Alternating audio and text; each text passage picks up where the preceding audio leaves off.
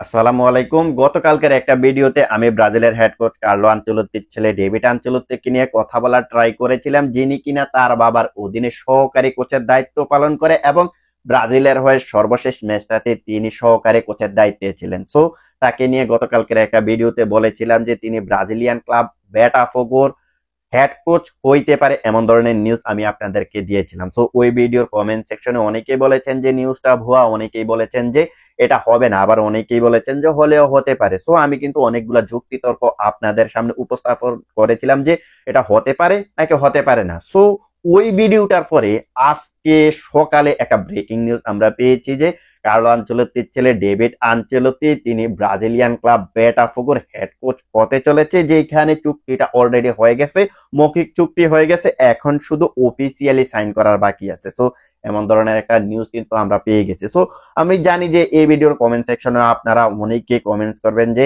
হ্যাঁ, তিনি তো ব্রাজিলের সহকারী কোচ ছিলেন, তাহলে তিনি কিভাবে বোটাফোগোতে চলে গেলেন, কিভাবে এই কাজটা হইলো, এই ডিলটা কিভাবে হইলো, সেই বিষয়টা আপনারা জানতে চাইবেন। আজকে আপনাদেরকে একেবারে লাইভ প্রুফ দেখিয়ে দিব।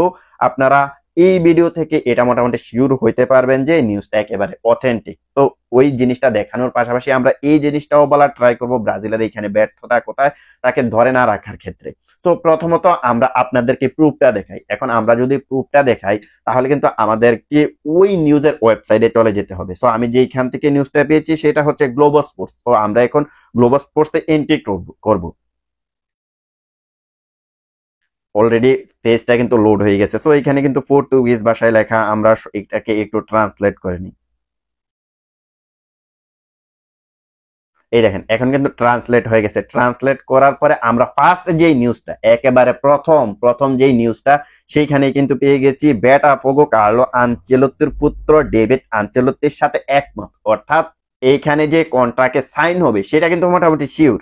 তো আমরা একটু ভিতরের খবরটা একটু আপনাদেরকে জানাই। তো এটার ভিতরে যখন আমরা ক্লিক করলাম তখন কিন্তু আমাদের সামনে সম্পূর্ণ নিউজটা কিন্তু স্ক্রল আকারে চলে আসবে। তো প্রথমত আমরা একটু হেডলাইনটা পড়ি। হেডলাইনে কিন্তু আমরা দেখতে পাইতেছি যে কার্লো আনচেলত্তির ছেলে কোচ ডেভিড আনচেলত্তিকে সই করেছে বোটাফোগো, অর্থাৎ হেডলাইন থেকে এটা মোটামুটি শিওর যে ডিলটা অলরেডি হয়ে গেছে।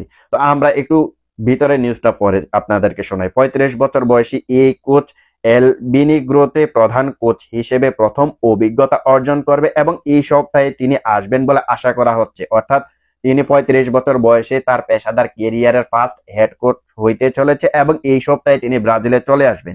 আমরা যদি আর একটু স্ক্রল করে নিচে যাই তাহলে কিন্তু দেখতে পারবো যে বোটাফোগো ডেভিড আনচেলত্তিকে চুক্তিবদ্ধ করেছে কার্লো আনচেলত্তির ছেলে, যিনি কিনা ক্লাব এবং জাতীয় দলের সাথে তার বাবা শেষ বছরগুলিতে সহকারী ছিলেন। অর্থাৎ কার্লো আনচেলত্তি সর্বশেষ যে ক্লাবগুলাতে গেছেন ওইখানেই কিন্তু তার সঙ্গে সহকারী কোচ হিসেবে ছিলেন। তিনি বেনেগ্রোর কোচ হওয়ার প্রস্তাব গ্রহণ করেছেন, অর্থাৎ বোটাফোগো যে ক্লাবটা রয়েছে ওই ক্লাবটা তাকে যে প্রস্তাবটা দিয়েছে ওই প্রস্তাবে তিনি এগ্রি হয়েছেন। রবিবার উভয় পক্ষ এই চুক্তিতে পৌঁছেছে এবং 35 বছর বয়সী এই ইতালিয়ান নাগরিকের আগামী কয়েকদিনের মধ্যে রেডিও দা জেনিরোতে আসার কথা রয়েছে। তিনি এই সপ্তাহে কাজ শুরু করবেন বলে আশা করা হচ্ছে। মানে এই সপ্তাহে তিনি ব্রাজিলে চলে আসবেন, বোটাফোগোতে আসার পরে এই সপ্তাহে তিনি তার কার্যক্রমটা শুরু করবেন। ডেভিড আনচেলত্তি 2012 সালে কার্লো আনচেলত্তির সাথে কাজ শুরু করেন এবং শেষ 5টি দলে তার বাবা সহকারী কোচ হিসেবে কাজ করেছেন, যেমন Bayern Munich, Napoli, Everton, Real Madrid এবং ব্রাজিল জাতীয় দলের হয়েও কিন্তু তিনি সর্বশেষ কাজটা করেছেন। এখন তিনি প্রধান কোচ হিসেবে তার প্রথম দায়িত্বটা পালন করতে চলেছেন। তার একাধিক সহকারী থাকবেন। তিনি এখনো ব্রাজিলে তার সাথে থাকা টেকনিক্যাল দল নিয়ে সিদ্ধান্ত নিচ্ছেন না। মানে এখন তিনি ব্রাজিল দলে থাকবে কি থাকবে না এটা নিয়ে এখনো তার কোনো মন্তব্য আসে নাই। আমরা যে জিনিসটা এখন বুঝতে পারলাম এই নিউজটা পরে, মানে সর্বশেষ যে আপনাদেরকে সেন্টেন্সটা শোনাইলাম এই সেন্টেন্স থেকে শোনানোর পরে আপনারা এটা মোটামুটি বুঝতে পেরেছেন যে তিনি হয়তোবা ব্রাজিল জাতীয় দলে থাকবে কি থাকবে না এটা নিয়েও কিন্তু একটা কনফিউজড রয়েছে। এখন আপনারা অনেকেই বলবেন যে তিনি যদি ব্রাজিল জাতীয় দলে যদি থাকে তাহলে তিনি বোটাফোগোর দায়িত্ব কিভাবে পালন করবে, এই বিষয়টার দিকে একটু পরে আসছি। আমরা আরেকটু নিউজটা আরেকটু আপনাদেরকে পরে শোনাই। এই ইতালিয়ান তার পরিবারের সাথে ইউরোপে ছুটি কাটাচ্ছিলেন এবং শীঘ্রই আল বেনিগ্রোতে রিপোর্ট করবেন। এবার আমরা আসি ঠিক কোন রিজনের কারণে তিনি ব্রাজিল থেকে সরাসরি বেটাফোগোতে যোগ দিচ্ছেন। দেখুন এই রিজনটা যখন আমি আপনাদেরকে বলবো তখন আপনারা একেবারে শক হয়ে যাবেন, শকিং নিউজের মতো আপনাদের কাছে মনে হবে। আমি আপনাদেরকে একটু পরে শোনাই। ডেভিডের সিবিএফ এর সাথে কোনো নির্দিষ্ট চুক্তি নেই, তবে শুধুমাত্র ডাক পেলেই আনচেলত্তি টেকনিক্যাল কমিশনার অন্যান্য সহযোগীদের মতো তিনি এবং অন্যান্য সহকারীরা জাতীয় দলের সাথে কাজ করার জন্য ব্রাজিলে থাকতে রাজি নয়। শুধুমাত্র আনচেলত্তি এক্সক্লুসিভ ক্ষমতা রয়েছে। দেখুন এইখানে যে জিনিসটা বলা হয়েছে সেটা হচ্ছে কার্লো আনচেলত্তির যে ছেলে রয়েছে ডেভিড আনচেলত্তি, তার কিন্তু ব্রাজিল জাতীয় দলের সঙ্গে কোনো চুক্তি নেই। এক্স্যাক্টলি তাকে ডাকা হলে তার বাবা যখন তাকে ডাকতেন ঠিক তখনই তিনি ব্রাজিল জাতীয় দলে যাইতেন। তিনি অন্যান্য যে ক্লাবগুলো রয়েছে ওই অন্যান্য ক্লাবের যে দায়িত্বগুলো পালন করেছেন ওইখানেও তার বাবার ডাকে সাড়া দিয়ে তিনি গেছেন। সো এই জিনিসটা থেকে আমরা এটা মোটামুটি ক্লিয়ার হলাম যে কার্লো আনচেলত্তির ছেলে ডেভিড আনচেলত্তির এখন ব্রাজিল জাতীয় দলের সঙ্গে কোনো চুক্তি নেই, তবে তার বাবার ডাকে সাড়া দিয়ে তিনি ব্রাজিল জাতীয় দলে গেছেন। বাট এই নিউজটা থেকে আমরা এটাও একটু ইঙ্গিত পেয়েছি যে ব্রাজিলের হেড কোচ কার্লো আনচেলত্তির ছেলে ডেভিড আনচেলত্তিকে সিবিএফ থেকে এমন ধরনের কোনো অফার দেওয়া হয়নি যে 2026 বিশ্বকাপ পর্যন্ত তিনি ব্রাজিলে থাকবে, অর্থাৎ তার বাবার সঙ্গে 2026 বিশ্বকাপে ব্রাজিল টিমের সঙ্গে থাকবে এমন ধরনের কোনো প্রস্তাব দেওয়া হয় না, যার কারণে তিনি বলেছেন যে এমন ধরনের সিচুয়েশনে তিনি ব্রাজিলে থাকতে নারাজ। অর্থাৎ তাকে যদি এইখানে মোটামুটি একটা অফার করা হইতো যে তার বাবার সঙ্গে সেও 2026 বিশ্বকাপ পর্যন্ত থাকবে, এমন ধরনের একটা কন্ট্রাক্টে যদি সই করানো হইতো তাহলে তো তিনি 2026 বিশ্বকাপ পর্যন্ত ব্রাজিলের সঙ্গে থাকবেন।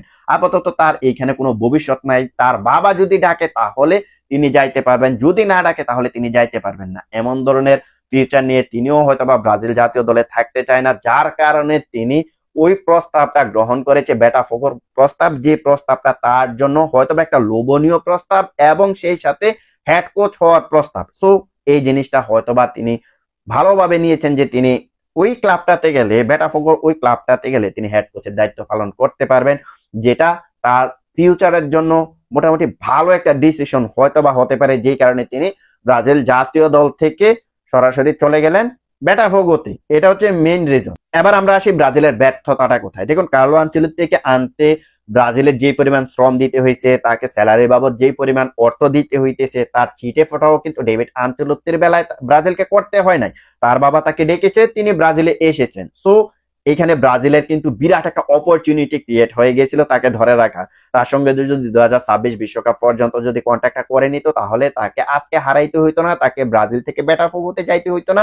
সো ব্রাজিল এখানে যেহেতু তার সঙ্গে কন্ট্রাক্ট করে নাই, এটাই কিন্তু তাদের মেইন ব্যর্থতা। এখন ব্রাজিল একজন সহকারী কোচ হারিয়েছে, শুধু কি সহকারী কোচ হারিয়েছে না, ব্রাজিল একজন টেকনিক্যাল অ্যানালিস্ট হারিয়েছে, ব্রাজিল একজন ম্যাচ অ্যানালিস্ট হারিয়েছে। সো একজন টেকনিক্যাল এবং একজন ম্যাচ অ্যানালিস্ট হারাইলে ওই দলের হেড কোচের যে কি পরিমাণ ফিনিশ করতে হয়, ভালো মানের একজন সহকারী কোচ এবং ভালো মানের যদি টেকনিক্যাল অ্যানালিস্ট এবং ম্যাচ অ্যানালিস্ট হারিয়ে ফেলে, ওই জিনিসটা কিন্তু ওই দলের কোচ বুঝতে পারে যে তার জন্য সামনের দিনে কি অপেক্ষা করতেছে। এখন ব্রাজিল এবং ব্রাজিলের হেড কোচের জন্যই কিন্তু আমরা হয়তো বা সামনের দিনে এই জিনিসটা দেখতে পারবো। এখন একজন কোচ কি করে, একজন কোচ কিন্তু পুরো টিমটাকে মেনটেন করে, মাঠের মধ্যে কোন প্লেয়ারটা স্টার্টিং 11-এ আসবে, কোন প্লেয়ারটা স্টার্টিং 11-এ থাকবে না, এই জিনিসগুলো কিন্তু কোচই কিন্তু মেনটেন করে। বাট ম্যাচের রানিং অবস্থায় কোন প্লেয়ারটাকে সাবস্টিটিউট করতে হবে, কোন প্লেয়ারটা মাঠের মধ্যে ভালো করতেছে, কোন প্লেয়ারটা খারাপ করতেছে, এই জিনিসগুলা কিন্তু যারা ম্যাচের মধ্যে ম্যাচ অ্যানালিস্ট রয়েছে এবং টেকনিক্যাল অ্যানালিস্ট যারা রয়েছে তারাই কিন্তু এই কাজটা করে। সো এই জিনিসটা কিন্তু ডেভিড আনচেলত্তি বেশ ভালোভাবে করতে পারতো, বাট ব্রাজিল এখন তাকে হারাই ফেলছে, যেটা ব্রাজিলের জন্য ব্যর্থতা। এখন আমরা আসি তিনি ব্রাজিলে আর ফিরতে পারবে কিনা। দেখুন এটা পসিবল। এখন কিভাবে পসিবল, এখন আমি আপনাদের সামনে এমন কিছু উদাহরণ নিয়ে আসবো যে উদাহরণগুলা থেকে আপনারা দেখতে পারবেন যে একটা কোচ ক্লাব এবং জাতীয় দল দুইটাই কিন্তু একসঙ্গে মেনটেন করতে পারে। 2022 বিশ্বকাপের পরে যখন তিতে ব্রাজিলের দায়িত্বটা ছেড়ে দিলেন, তখন ব্রাজিল একজন অন্তর্বর্তীকালীন কোচকে দায়িত্ব দিয়েছিলেন যার নাম হচ্ছে ফার্নান্দো দিনিস, যিনি ওই মুমেন্টে ব্রাজিল আন্ডার-20 দলের দায়িত্বে ছিলেন। সো ব্রাজিলের আন্ডার-20 দলের দায়িত্ব পালন করার পাশাপাশি তিনি ব্রাজিলের দায়িত্বও কিন্তু পালন করেছিলেন। পরবর্তীতে সম্ভবত তিনি 4টা ম্যাচ ব্রাজিলকে ডাগ আউটে নেতৃত্ব দিয়েছেন। তারপরে যে কোচটাকে নিয়োগ দেওয়া হয়েছিল তার নাম হচ্ছে ফার্নান্দো দিনিস, যে ফার্নান্দো দিনিস ওই মুমেন্টে ফ্লুমিনেন্সের কোচ ছিলেন, যে ফ্লুমিনেন্স এখন বর্তমানে ফিফা ক্লাব বিশ্বকাপে আছে। ওই মুমেন্টে তিনি ওই ক্লাবটার কোচ ছিলেন। সো ওই কোচ থাকা অবস্থায় তিনি কিন্তু ব্রাজিল জাতীয় দলের দায়িত্বটাও পালন করেছিলেন, যেখানে সম্ভবত তিনি 6 মাস ব্রাজিলের দায়িত্বে ছিলেন, ওইখানে সম্ভবত 6টা ম্যাচ ব্রাজিলকে খেলাইছেন। সো এই যে দুইটা উদাহরণ দিলাম, এই দুইটা উদাহরণ থেকে আপনারা মোটামুটি এটা বুঝতে পেরেছেন যে একটা কোচ চাইলে ক্লাব এবং জাতীয় দল দুইটাই একসঙ্গে মেনটেন করতে পারে, তাতে কোনো সমস্যা নেই। তবে ওই ক্লাবটার অনুমতি লাগবে, ওই ক্লাবটা যদি অনুমতি দেয় তাহলে এই কাজটা করতে পারবে। তো এখন বেটাফোগো যদি বলে যে ডেভিড আনচেলত্তিকে তুমি আমাদের হেড কোচ থাকার পাশাপাশি তুমি ব্রাজিলের জাতীয় দলের টেকনিক্যাল অ্যানালিস্ট হিসেবে কাজ করো, তুমি যদি চাও তাহলে এই কাজটা তুমি করতে পারো, তাহলে ডেভিড আনচেলত্তি করতে পারবে, তাতে কোনো সমস্যা আমি আপাতত দেখতেছি না। তবে ডেভিড আনচেলত্তি এই কাজটা করবে কিনা সেটা হচ্ছে পরের বিষয়, তবে লজিক্যাল অনুযায়ী কিন্তু তিনি করতে পারবেন। তো এই ব্যাপারে আপনাদের মতামত কি? ডেভিড আনচেলত্তি যে ব্রাজিল থেকে বেটাফোগোতে চলে যাইতেছে, এই ব্যাপারে আপনাদের প্রতিক্রিয়া কি? তিনি পরবর্তীতে ব্রাজিলের টেকনিক্যাল অ্যানালিস্ট হিসেবে কাজ করতে আসবে কি আসবে না, সেটা আপনারা কমেন্ট সেকশনে জানিয়ে দিতে পারেন। তো আজকের ভিডিওটা এখানেই শেষ করব। যাওয়ার আগে বলতে চাই, আপনি যদি ফুটবল রিলেটেড এমন এমন ভিডিও দেখতে চান তাহলে চ্যানেলটা সাবস্ক্রাইব করে রাখতে পারেন, সেই সাথে ফেসবুক থেকে দেখে থাকলে ফলো করে দিতে পারেন।